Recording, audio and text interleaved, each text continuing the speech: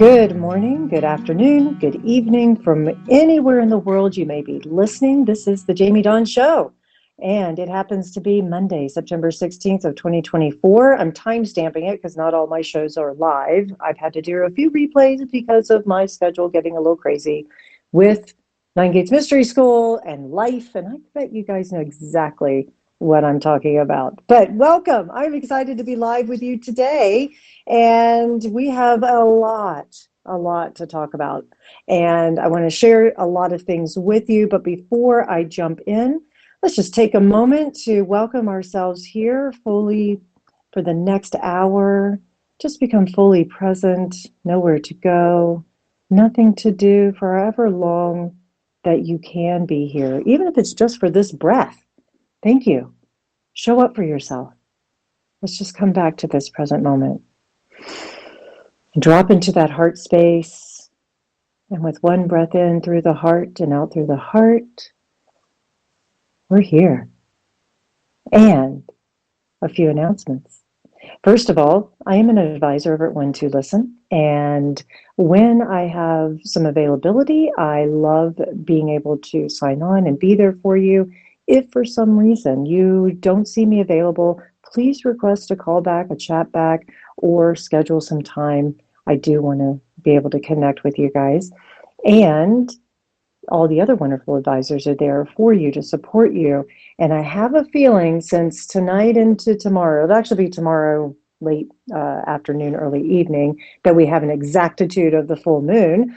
I have a feeling we'll probably have a sale going on. So you'll be able to get notifications like that if you sign up on the page, on the 1-2-Listen page for promotions, and then you get emails and beautiful postcards that Mark makes that gives you all of the things that are happening in the 1-2 world.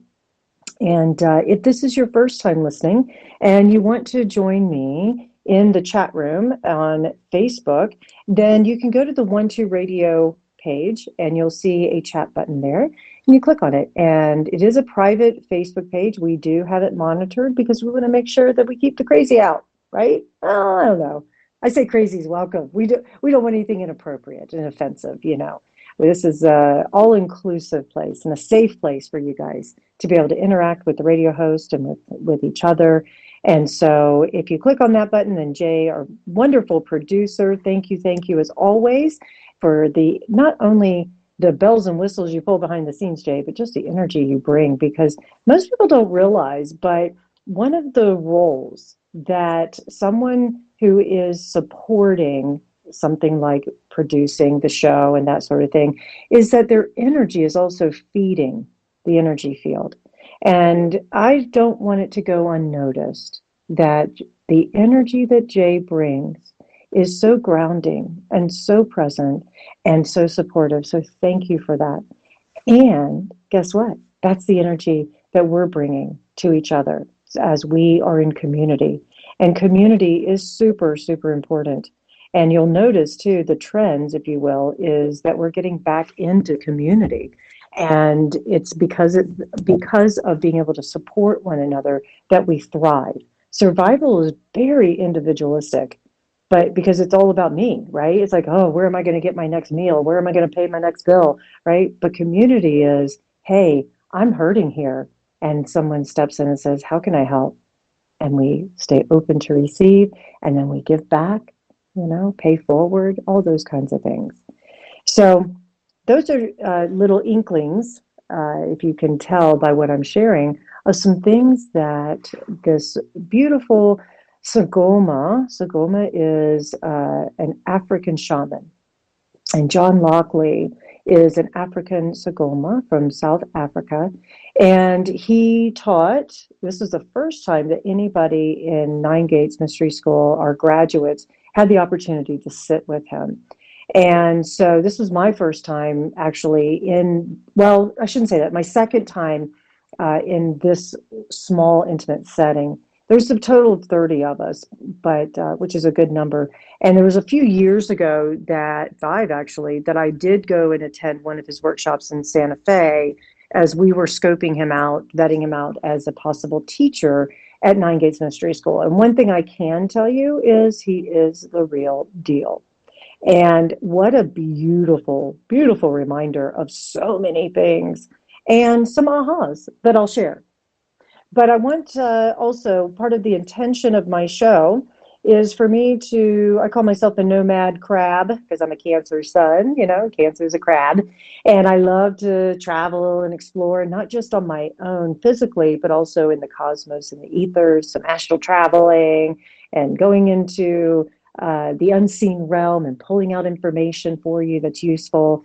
So I want to be able to do that. And then, of course, astrologically is another language that I've embraced as a way of being able to talk about the energies and how they influence us and what's happening to us, and maybe putting a little bit of answers to questions that we have. So I'm going to offer all of that today. Also, if you do go on YouTube, you can follow me. Love for you to subscribe to my channel because that's what will help give it a little boost. But I post a weekly celestial wisdom. I also offer a recording of the radio show there too. So there's lots of ways you can access the radio show, the wisdom of the week, my beautiful assistant Joan, whose birthday happens to be Friday. Shh.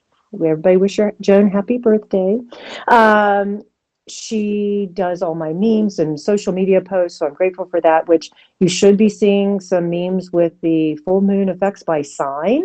And as I always like to remind people, read not only your sun, but your rising and your moon. I base the horoscopes or the memes off of your rising sign because that gives it the most accurate influence. So that's the one I would say start first with, really, is your rising sign, and then add in your sun and moon to give you an overall picture of how the full or new moons can influence you. Also, I have my light and shadow report out, which is what I'm calling my monthly newsletter that gives you sort of a checkup of what's happening in the month. And we're smack in the middle of September. Go figure. Which, by the way, this week I am going to be decorating for Halloween. I love Halloween. It's my second favorite holiday ever. Christmas happens to be my first. And it's all about the lights, right? But for me, Halloween is the exact opposite, where it's all about the darkness and embracing the two and the shadows and integrating. I love it when the veil is thin. I love being able to be like the wolf's eyes in the dark that shines, and connecting with ancestors. Haha. So love, love, love Halloween. And of course, the trick-or-treating and things like that. My beloved is Candyman every year. He's Willy Wonka. And it's kind of fun to dress up. I finally figured out, speaking of Halloween, and I will reveal it maybe before Halloween. We'll see. You may have to watch social media and I'll post a picture. But I finally figured out my costume. I couldn't figure it out. I like doing something different every year. So finally figured out who I'm going to represent. And hopefully I will do it justice. We'll see. And if not, it'll be fun. Who cares, right? Okay. I'm rambling. Thank you. Thank you for rambling with me, for listening with me. And if you have any comments, questions you want to post in the chat room, I will check them out as soon as I can. And hello to those of you who are in the chat room. Thank you for being here. I love it. Okay, let me start with some overall energies. Hang on, I just got a message and I can't open it. Make sure that I am on track for Skype. We use Skype as part of our radio here, and for whatever reason, Skype likes to send me random messages, which can be very distracting. Can you tell? But all right, so here we go. Energies. Themes for the week. We are still with Mars in Cancer. As I have mentioned before, those of you I've talked to, Mars is going to be transiting through Cancer for a couple months. Then it's going to move into Leo, and then it's going to retrograde early degrees of Leo back into Cancer, and won't actually leave Cancer until March. So we've got quite a bit of time with Mars in Cancer energy. So I'm going to kind of lace that in. And then, of course, I mentioned this Pisces full moon. It is a partial eclipse. However, as an astrologer, I don't like using more than 8 degrees in the the orb that planets touch each other or have aspect with each other, that sort of thing. This particular full moon is partial because it's not very close to the lunar node. That's what makes it an eclipse. But we're still going to feel the effects of it. And it's the first setup for the Pisces Virgo eclipses that are going to be happening starting in January, if I did my calculations right. I have to look to confirm that, but I believe it's January when we start that node shift. And also, we have the fall equinox on Sunday, a week from yesterday. And I always love that because you can really feel that turn of the season, you know? And so I'll talk a little bit about that. But in my Celestial Wisdom video, I like to pull cards, as you guys know. And I pulled the Seven of Swords. And I mentioned in my video, most people, when they see it, they're like, lies, lies, I tell you.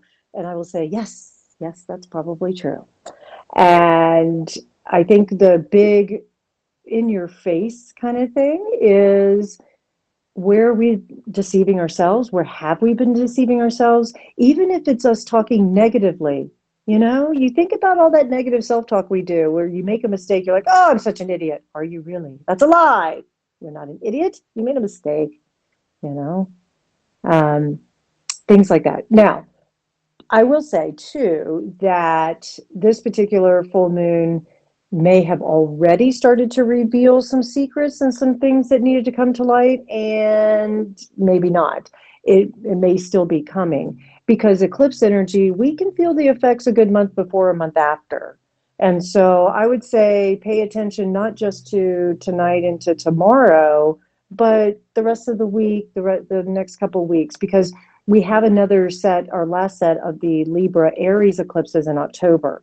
And October 2nd is our new moon in Libra, and then 16th of October is our full moon in Aries.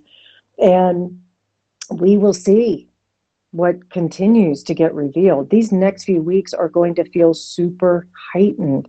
I say this to all you empaths out there and super high sensitives. I don't know a better way of saying this. It's going to be intense. So support yourself. Get support. Let yourself roll with it.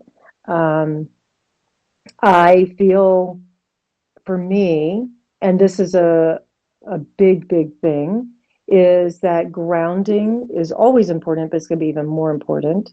Taking regular time out to calm your parasympathetic nerve, get in nature, is going to be super important. So these are some things that we need to continue to practice. Giving yourself integration time if you're on the receiving end of some information that's a little unsettling and that you have to react or respond to. There'll be a few people who are going to experience feelings of betrayal, and that's not going to be great. And maybe you're the one supporting that person, So remember, we're not here to take someone's pain from them. We're here to support them through it, because pain means growth. And if they're going through a painful moment, they don't have to do it alone, but we can't take it from them. So those are some things we're going to have to keep reminding ourselves. The other card that came up for me for this full moon is the Death card. And I just find the Death card to be so refreshing because it means that cycles are ending, patterns are ending, so that something new can begin. In esoteric view, death is the gateway to liberation. So we're letting go of something and we're stepping into something new, which is exactly what this full moon is all about. It's very healing. We're going to be looking at cycles and patterns that no longer serve us, that we can actually say, wait a minute, I know that I am healing from that particular pattern because I'm going to let a bad habit go. I'm going to watch, let's just say I'll use the substance of alcohol as an example, because that's a big thing. It's a real thing for so many people. And one of the things that I've witnessed and even experienced in my past is that if I was working through something emotionally, mentally, that was pretty heavy, that I could use alcohol to soothe, escape, whatever. But of course, as we know, alcohol is a depressant. And so it would bring up a lot of stuff. I mean, it's great if you're grieving and you feel like you need to tap into that grief resource. I mean, there's other ways to do it, don't get me wrong, but I'm just saying it can have the benefits there. But my experience and a pact I made with myself years ago is that if I'm working through something pretty heavy, then I avoid any substance, no matter what kind it is, until I can feel as though I'm in a stable place and in a place that I'm grounded. And I say that because those substances often mask or heighten something and distract from what the real truth of the matter is. And that's what this full moon is about. It's about getting to the truth of things, seeing the truth, especially because the moon is going to be applying to Saturn, and then it's going to be applying to Neptune. And Neptune is the traditional or the modern ruler of Pisces. And it says, let's take off the veil. Let's see things for what they are. That's that Saturn and Pisces. Let's see the truth of these illusions that we've created. You know, you hear me say all the time, we are the best authors in the world of our telenovelas, right? And we can write some pretty great stories. But what's the truth? Let's get to the meat of it. Spend some time. The other thing about this full moon, there's a real invitation for retreat and respite for even just a few minutes, if that's all you can take, and have that carved out time to journal and process. Get by the water. This is a water full moon, water energy. I did promise that I will talk about some of my ahas and experiences from John Lockley, and I'll circle back to some of the astrological energies that are happening this week. But let me just talk a minute about John Lockley and all that I can share. And because here's the one thing, I'm not going to go into ritual details or ceremony details, because those, number one, if I told you what would happen, and let's say you decide you wanted to go and experience John Lockley for yourself, you would already have a preconceived idea of what the experience should be or could be or whatever, and it could taint or color your experience. And so I certainly wouldn't want to do that. And so a couple of reminders. And I know some of you listening, at least one in particular, give my shout out to my girl Jenny, has worked with John. So you're a little familiar with where I'm going with this. But his basis, especially in his tradition that he's been trained in for over 25 years as a Sagoma, it's all about nature. It's all about Ubuntu, or giving back to humanity and community, and also connecting with our ancestors and tracking our dreams, letting our dreams be our guides when it comes to information, when it comes to making decisions. He said he had what was called a white dream. So they work with different colors. They work with black, red, and white colors for different meanings around the energy. So the white dreams are from Great Spirit, and the black dreams are ego, and the red dreams are healing. And so he had a white dream about coming and being part of our group. And so that was his sign that, yes, this is the place for us to be. And so he's all about that. The thing about the ancestors, so he fiercely protects it. He sets it up. He opens it. It is a portal. You can sense it. You can feel it, for an ancestor shrine. That's one of the things that he would set up, and we would have experience of opening the shrine and closing the shrine, and giving great thanks and prayers to our ancestors, calling upon our ancestors.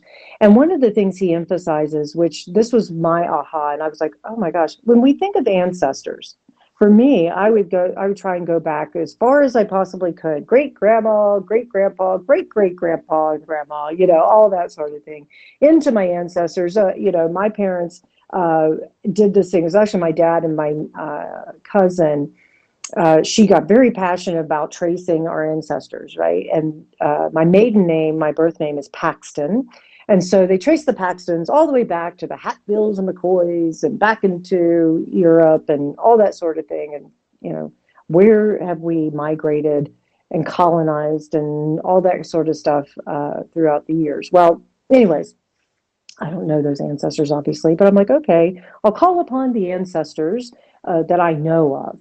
Well, John, one of the things he said, he goes, it doesn't matter whether your ancestors were present, if they were good or not, if they, whatever it was, they give you life. You're here because two people got together and decided you had life. Your soul said, yes, I'm going to incarnate and I'm going to do it through the vehicle of this woman I call mother.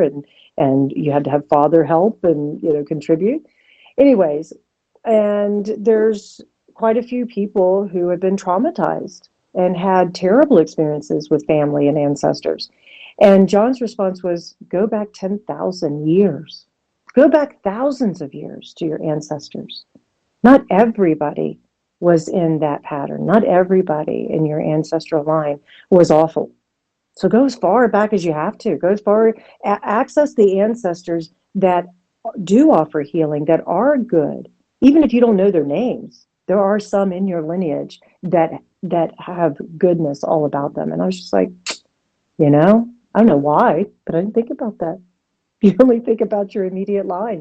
And if you're like me, you kind of roll your eyes. You're like, okay, they're decent, but man, they projected some shit onto me, you know? Anyways, I thought that was a really good point. The other thing that John brought out and emphasized was the shadow. We did some ritual using the herb mugwort. And those of you witches out there, you know how powerful mugwort is. And we did some ritual around that.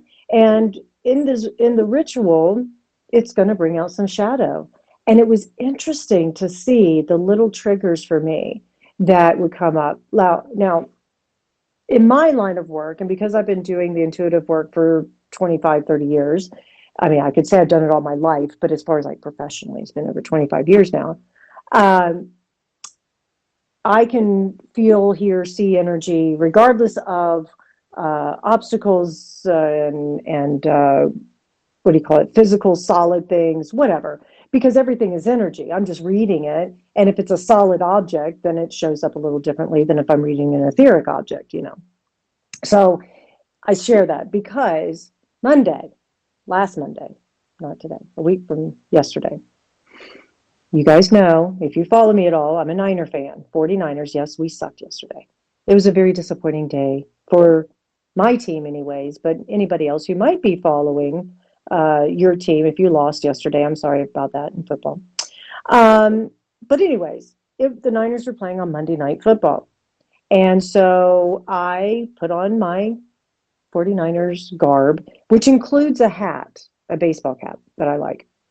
And so I wore this hat, and as we circled up at the very beginning of a session, the executive director comes over to me and says, John wants you to take your hat off so that you can have your crown open and receive the energies. Yeah, that triggered me. You know why? Because my little rebellion gene in me was like, he doesn't know me. I can still receive energies whether my crown is covered or not. And how is that any different than taking my prayer shawl, which I had, and putting it over my head? That's okay, but my hat's not. Anyways, yeah, that was the dialogue going on in my head. And there was a really big FU that was coming out of my mouth internally, let's say.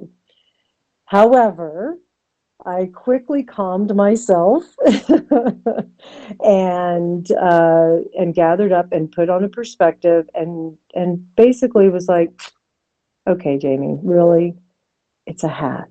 And this is honoring of his ritual. This is his ceremony, and he is the teacher. And I need to. It wasn't about submitting, if you will, to the authority or the teacher itself. It was about doing what I felt was right for the energetic field, the community.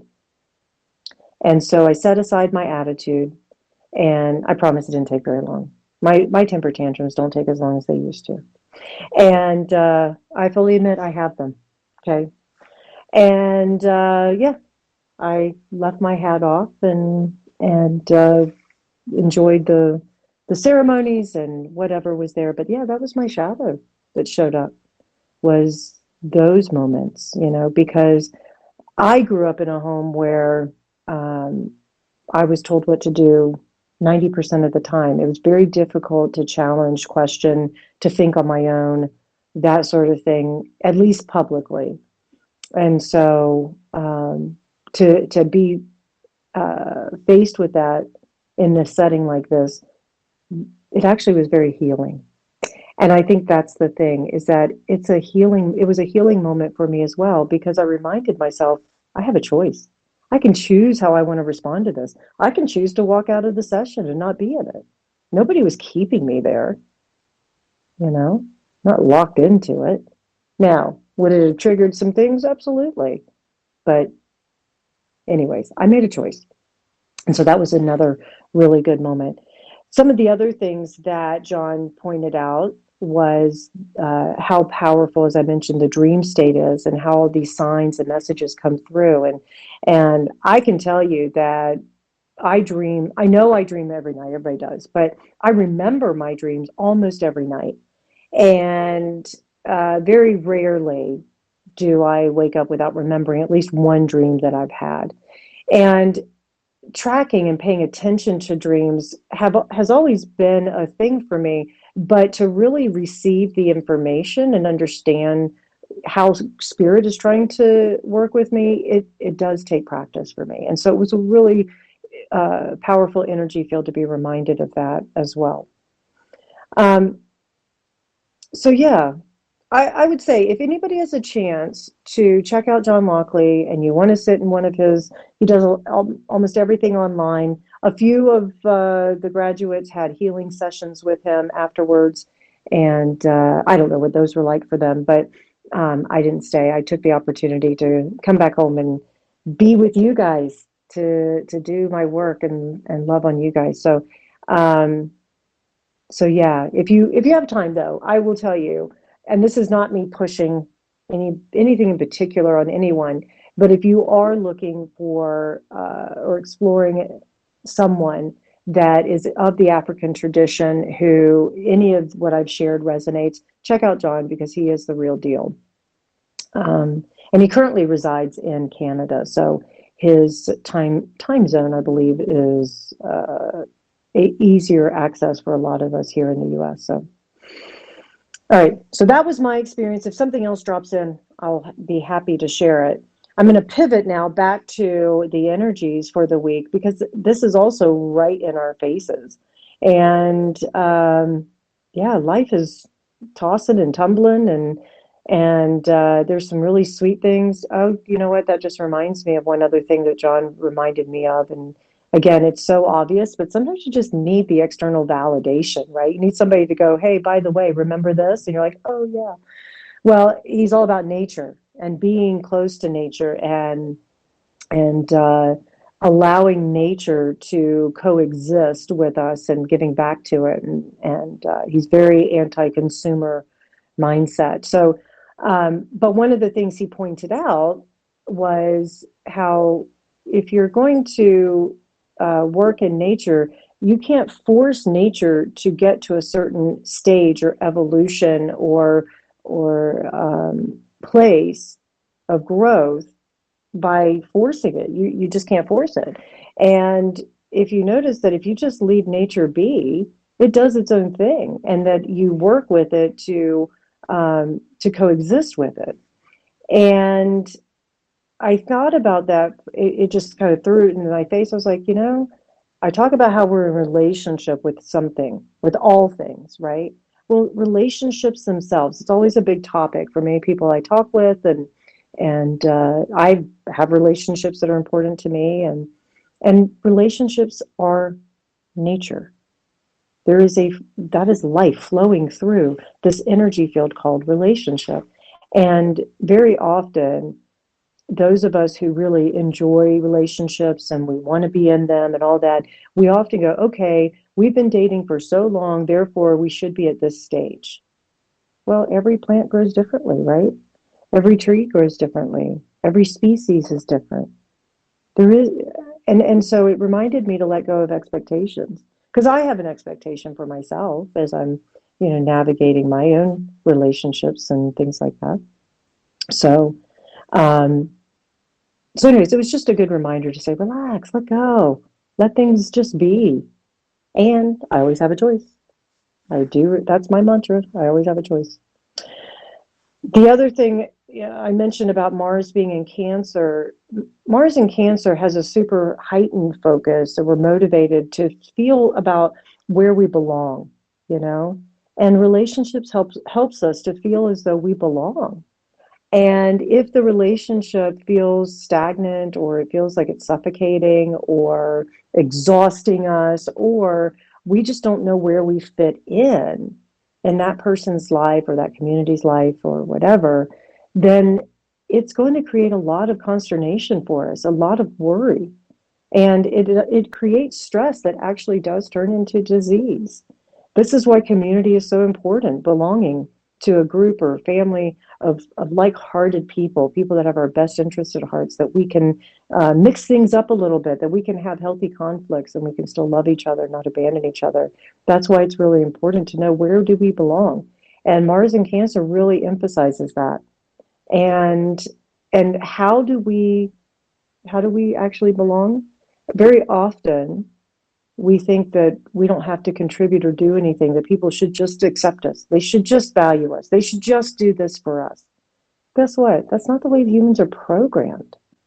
Yeah, you're going to have moments where you have the people who give and always think of other people and things like that, but it doesn't happen on a consistent basis. It is a give and take. It's reciprocity, and it's also being able to insert ourselves into a particular energy field that we resonate with, and to say, this is how I'm contributing.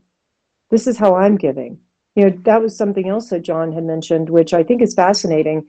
At the very beginning, he said, our ancestors are there to give, or for us to give to them. We call upon the ancestors to give to them, just like when we do a ceremony or practice or ritual or whatever. What can we give to that practice, or what can we give to that ceremony?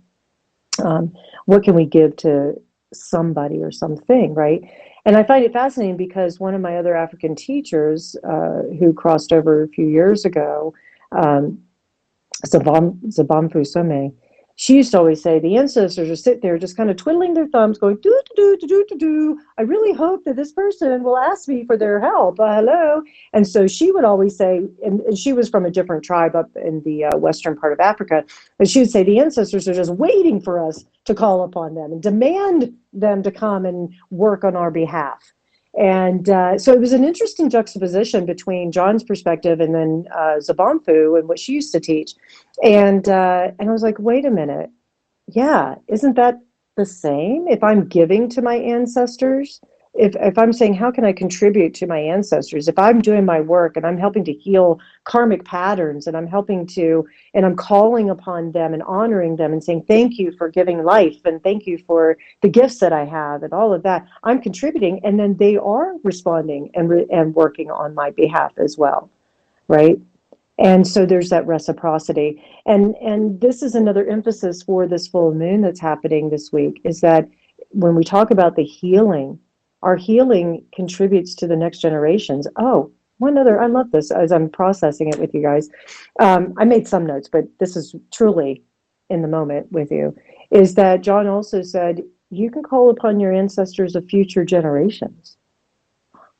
Huh, think about that one. So I can actually call upon my children and grandchildren and their children and whoever is going to come after us and say, yeah, I'm going to do my work so that my family doesn't have to experience some of the old, outdated, wrong, traumatic patterns that my previous family did, right? So what do I need to do to let go of? What do I need to do to let go of the things that are not in alignment with my values and are not bringing out the best in me? That's, to me, the two questions to ask. What are the things that are not making me the best version of myself that I'm choosing it? What can I change there? You know, Is it negative self-talk? Is it eating the wrong things? Is it drinking the wrong thing? Um, is it being with the wrong group? Is it complaining? Negative self-talk? All those things. What are some things that I'm doing that I sabotage myself on a regular basis, or I compromise my value? Maybe I'm spending money on things that I don't need to be spending money on. I'm so worried I'm not going to be able to pay a bill, and yet here I am on Amazon, you know? So, yeah. Where can I change some patterns and habits? These are the things we're going to be thinking about. The other thing with the underlying energy of Mars in Cancer is that it's going to create situations that test how secure we feel in our relationships, how secure we feel in ourselves. How much do we actually trust in ourselves? How much do we trust in the relationships? I was in a session this morning and with a new client, and we were coaching around her wanting to get promoted into a C-suite. And we started talking about some of the different qualities of what a C-suite leader embodies. And one of the things that I mentioned is the word discipline. Now, I'm a Capricorn rising, so all of you Capricorn risings out there, you can relate. We're ruled by the planet Saturn.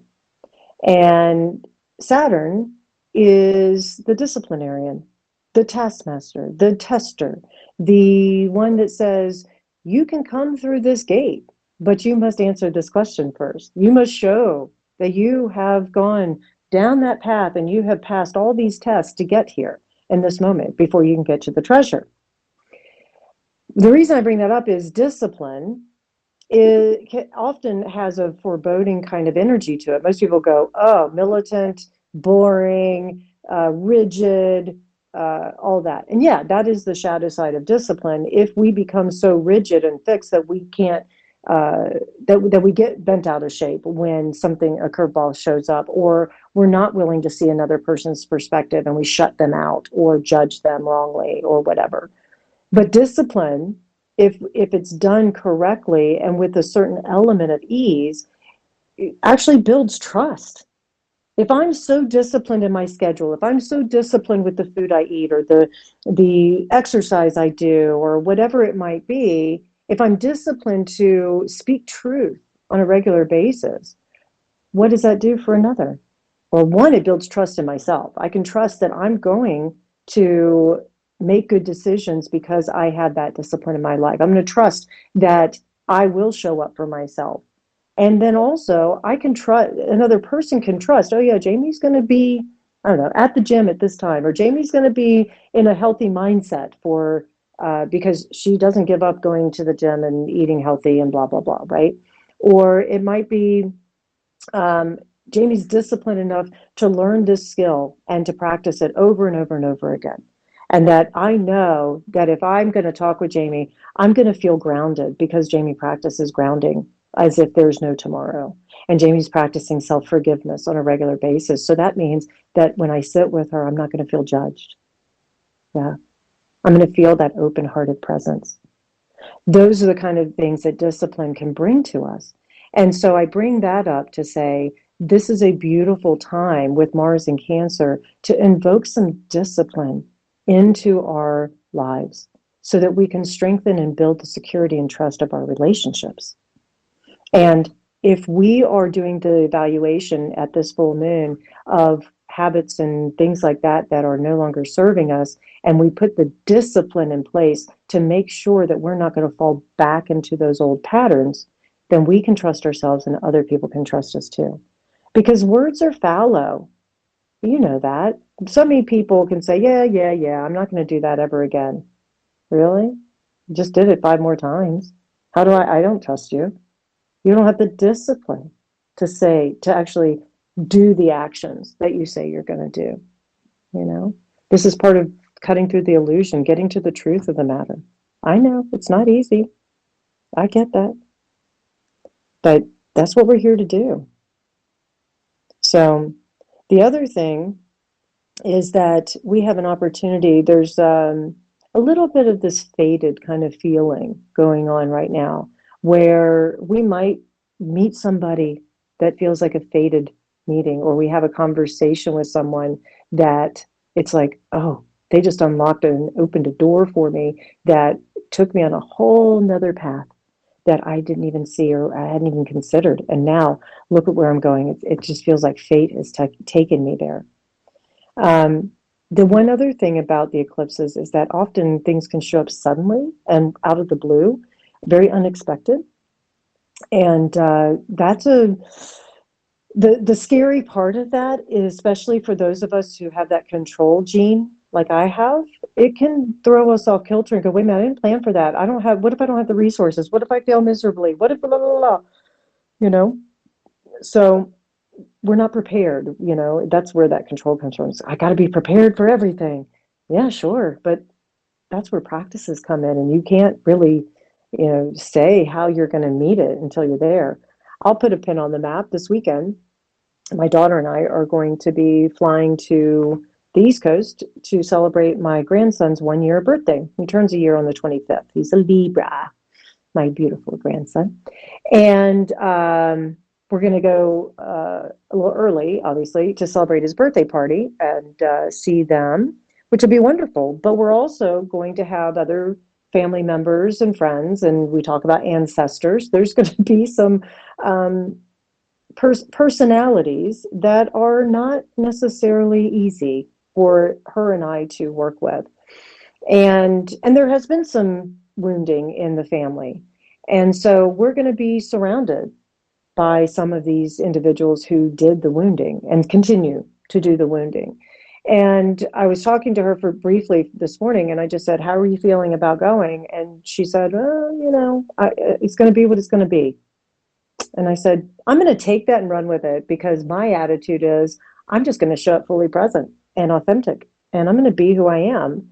And I will make sure that I'm there also to be of service to my son and daughter-in-law, so that they can relax and enjoy themselves and truly make the party about them and Sammy. So, but I think that's just another reminder where I was going with that is how there's certain patterns and cycles and things like that we can heal and we can close by being fully present, by not projecting into the future. It's very easy for us to do that and go, oh, well, if this happens, I was talking about preparation. If this happens, then I'll do that or that. It's like, no, I have no idea who's gonna show up and how it's gonna show up this weekend and whatever. But what I will do is I will be fully present and I will respond in my most authentic way.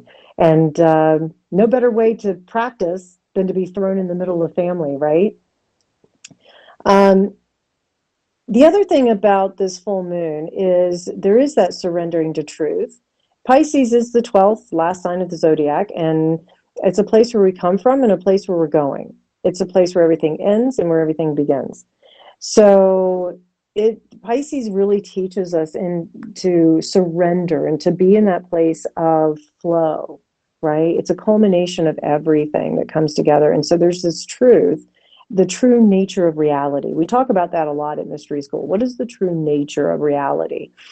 Or the true nature of someone, the true essence of life, if you will. And so we get to step into that energy in the next 24 hours. What is our true nature and how do we honor that? And maybe there is something truth here, a truth that I need to let go. I've been holding on to something way too long. So the other thing I would say is that because we're letting things go and we're surrendering and we're seeing truth for what it is, remember, we're creating spaciousness for something else to drop into and something else to get revealed or to set us on a new path. And very often eclipses, as we say, because of this fatedness, whatever, there's also a finality to them where we're not going to go back and pick up that old thing and add it back into our lives. Now, that doesn't necessarily mean would be an example. It could be, let's say you have a health routine and you're like, you know what? I'm actually going to stop lifting heavy. Let's just say, because I love lifting heavy. Let's just say I decide I'm going to stop doing that. And maybe I don't lift heavy again because I'm 50. Not that that matters. I can still lift heavy. But I'm just saying, let's say I decide that's not where I want to be in my health routines, and I'll go do yoga instead.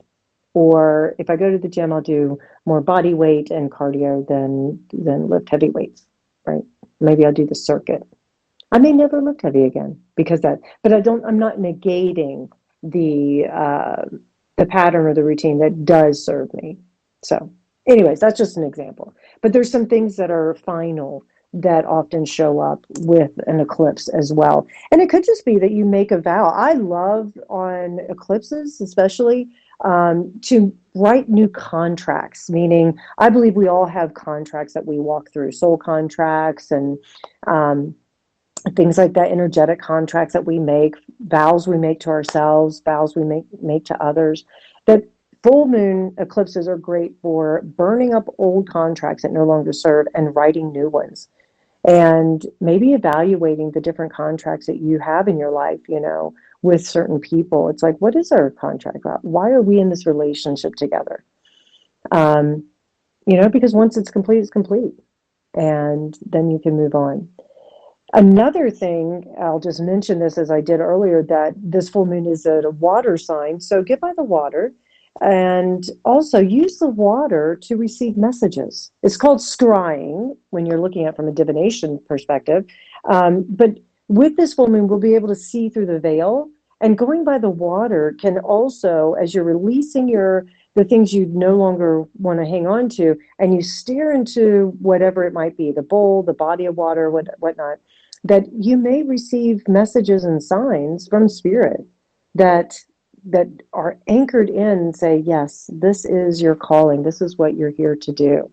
That reminds me of something else that John emphasized a lot the last few days that we were there, and that was, what is your purpose? What is your calling? And I get that question quite a bit from people as well. Like, what am I really wanting to do when I grow up? They say, or what am I really here to do? And I would offer that when your body is lit up, when you wake up in the morning and all you can think about is this particular action or this particular expression of your soul that just um, lights you up, and you ask yourself, why? Why does this light me up? And you get to the heart, that truth. Remember, we talked about the truth. You cut through the veil. I really love doing this, not just because of, I don't know, the money, the connections, whatever. I love doing it because, and you answer that because, and that's your calling, that's your purpose. For me, it's to be of service. I love being of service to people. And I say of, not in. I'm not a slave to anybody. I'm not enslaved to anybody. I am of service. I love being of service to something greater than myself and being able to support and witness people as they transform, as they grow and evolve. That excites me. So, and I feel as though my life's work is exactly what I'm doing and being of service to you guys. Um, I should check the chat room. I'm so sorry, you guys. It's one of the things, if you ever have an opportunity to be on a show or to host a show or whatever, is that as a radio host, I very often want to make sure that I have relevant, number one, useful content for you guys, and also um, trying to make sure I have enough content that actually fills the space for you. There's nothing worse than dead air. I'm just being real, you know. And also, what I don't want to do is just talk for the sake of talking. So, I have a staff member who a couple of years ago we were standing in our staff circle, and she kept giving advice. There was a question on the table. There were some tasks that needed to be done, and she just kept going on and on and on and on and on. And it wasn't her role, and it wasn't her place to say anything. And she caught herself, and she goes, "Why am I talking?" And we just started laughing. We laughed at the levity of it because she caught herself, and she was like, "Why am I talking?" And I think it's a really great question that I often ask myself. I'm like, why am I talking? Am I doing this just to hear myself speak, or is this actually adding value to the person on the receiving end, you know? Granted, I do talk to myself a lot, so there's that. I was doing that yesterday because sometimes I just need to hear myself, my thoughts out loud, and sometimes just how ridiculous they might sound. So keep that in mind too, because oftentimes what we say has no meaning. And you've heard me say this, our words create worlds. And we often say this too at Mystery School, that our words are our children. How do I want to nurture them? How do I want to take care of them? You know? So just some little reminders as we move about. As we move about the cabin, all the pilot has turned off the fasten seatbelt sign. Now we can mill about the cabin of life, right? And we can soar high at this full moon. Um, I think the other thing too that I just want to mention to put a pin on the map for the week ahead, and that is, yes, we have the fall equinox, which is on Sunday, and we feel the energy turning towards something a little bit more celebratory. And I say that because I think of uh, being in a space, a country, a restaurant, a location that is so full of the abundance, the harvest, right? It's fall, at least here in the northern atmosphere or hemisphere, and that we have all of these things that give us moments or pause to truly be appreciative of how far we've come. Oftentimes we use the end of the calendar year to reflect on how far we've come because it's the end of the calendar year. But I love the fall as an opportunity to do that. And the equinox is a great energy to support looking back and going, huh, look at how generous life has been for me. Even if I'm in a tough spot, there have been marked moments where someone has gone out of their way to help me, or where I did have a moment of laughter, of joy. There was one day out of all of these days, let's say, that I remember where everything just seemed to be okay. Or it seemed to be just right, whatever it might be. You know, I work with that word abundance quite a bit because, as we know, abundance isn't always a good thing. It can become overindulgent, you know, it could be too much. So we want abundance in our life, but how much of that we want to, look at as well. And so the equinox is where, things are equal, light and day. We have moments of balance, of peace, of equal reciprocity, that sort of thing. So Sunday, maybe you do it Saturday as it leads into Sunday. Keep that in mind. Have a marked moment of great gratitude and appreciation for how far you've come. Because guess what? You're still here. And you have meaning because you have breath. You have value because you have life. And honor that life. And I think that's another thing that I continue to take with me every single day is I light my incense and my candle every day, and I invoke my ancestors, and I thank them for the life that I have, for however long I have. I had this debate with my beloved yesterday where it was a nice heated debate, not anything offensive, and we were talking about voting, because as we know, it's election year here in the U.S., and he said, "Who are you voting for?" And I said, "I don't know yet. I don't know. I'm on.